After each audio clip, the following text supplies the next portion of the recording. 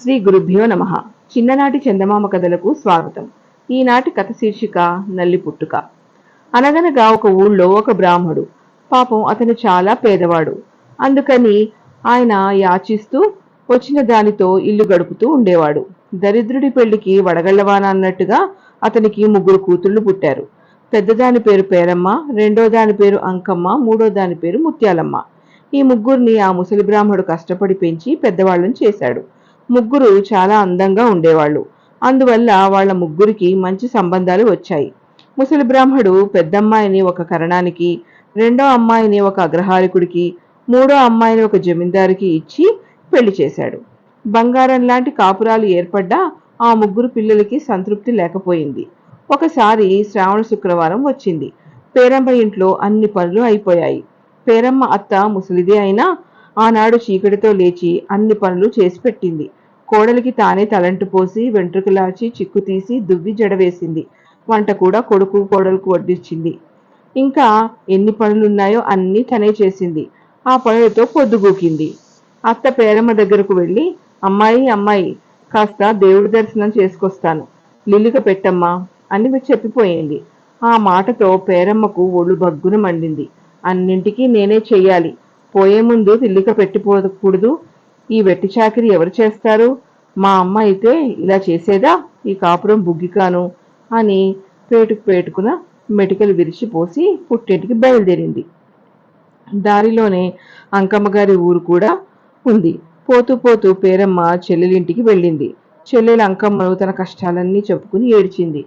అంకమ్మ పేరమ్మను ఓదారుస్తూ, అక్క, అలా అంటున్నావు కానీ నా చెర ఎవరికి చెప్పుకోను? నీకు అత్త ఎలా ఉందో నాకు అలా కాదే, కట్టుకున్న మొగుడే నా పాలిట ఎముడయ్యాడు. నిన్నగాక మొన్ననే ఒక బంగారపు గొలుసు తెచ్చి మెళ్ళో వేశాడు.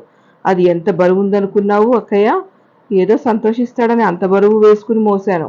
ఎంత కసాయి గుండె, అలా ఊరుకున్నాడు గాని అలసిపోయిందే అని కాస్త విసనకర్ర పట్టుకుని విసిరిన పాపాన పోలేదు. రామరామ, ఏ జన్మ నక్షత్రంలో పుట్టాడో!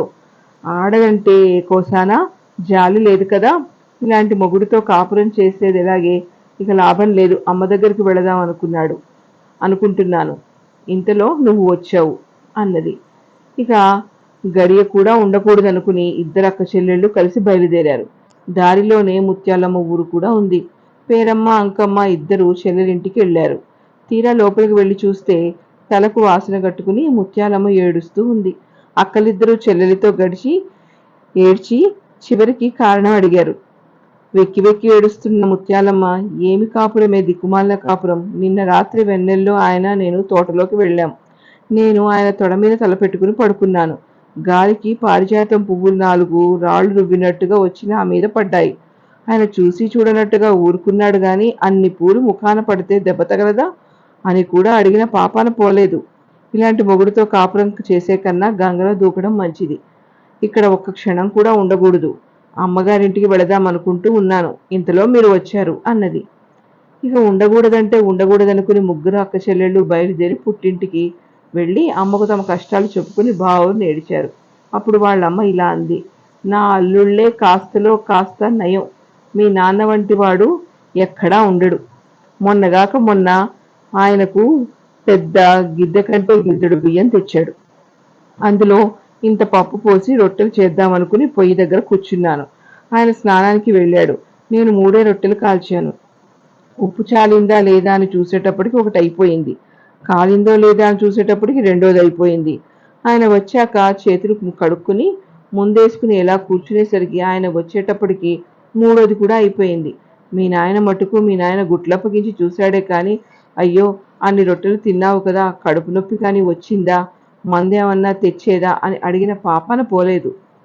తల్లి కూతుళ్ళు నలుగురు పెద్దగా శోకాలు పెట్టారు. ఈ ఏడుపు విని మహేశ్వరుడికి ఎక్కడ లేని కోపం వచ్చి, ఇన్ని భోగాలు ఇస్తేనే ఇంకా ఏడుపు దేనికి? మీరు సుఖపడరు, ఇంకొకరిని సుఖపడనివ్వరు. ఇలాంటోడు నా సృష్టిలో ఉండకూడదు. మీరు నల్లులే పుట్టండి అని శపించాడు. ఆ శాపం వల్ల మనకు నల్లులు వచ్చాయి. వాటి పూర్వజన్మలో తల్లి కూతుళ్ళు కావడం వల్ల మన నెత్తుటి పీల్చినా వాటికి తృప్తి లేదు. ఇంకా కుట్టి బాధిస్తూనే ఉన్నాయి. ఎలా ఉంది ఈ నల్లి పుట్టుక కథ? మీకు నచ్చినట్లయితే నాకు తప్పకుండా చెప్పండి. ఇంతటితో కథ కంచికి మనం ఇంటికి.